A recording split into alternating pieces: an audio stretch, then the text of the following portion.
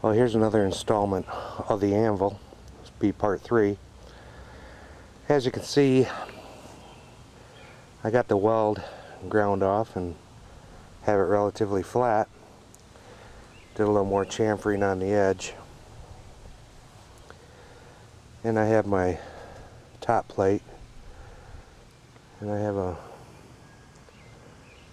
chamfer there to meet up with this one here. And I have a pin in there to locate, and then I'll center it. So what I'm going to do is I'm going to flip this over, get it located, get it all centered on there, and I'm going to put one tack weld on it on the very end, and then I'm going to heat it up, and hopefully I'll get it up to 400 or 500 degrees, and then I'm going to tack it around. I'm going to clamp it down first, and then I'm going to tack it in a few spots, and I'm going to go ahead and weld it off. And I do have a helper today, and we're going to try to do a little video with a welding helmet in front of the camera, so we'll see how it goes. But I'll bring you back when I get that thing in position, and maybe when I start welding, you'll be able to see what I'm doing.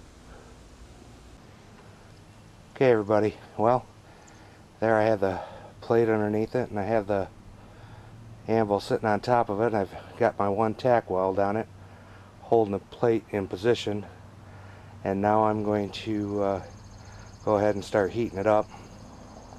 And probably the next thing you'll see is maybe a little welding, as long as it comes out through the filter. So we'll bring you along next time.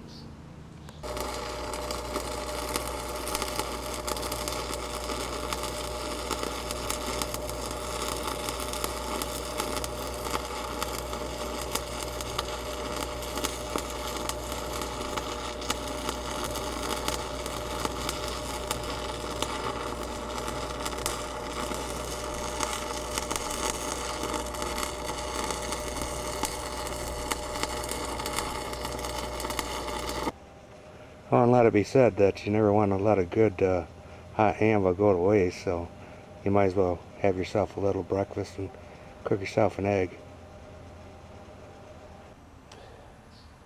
Well, hey everybody. Well, the anvil's getting closer. The top plate is mounted on there and all welded up, and it's going to take a while for that one to cool down, but this will probably be the end of part 3, and I'll do a part 4 showing the final results after I get it all polished. I got a little more work I want to do on the horn, and I got to dress a few areas up and put a couple slots in for bolting it down on a log. So I'll bring you along for part 4 when I get that far. Thanks for watching.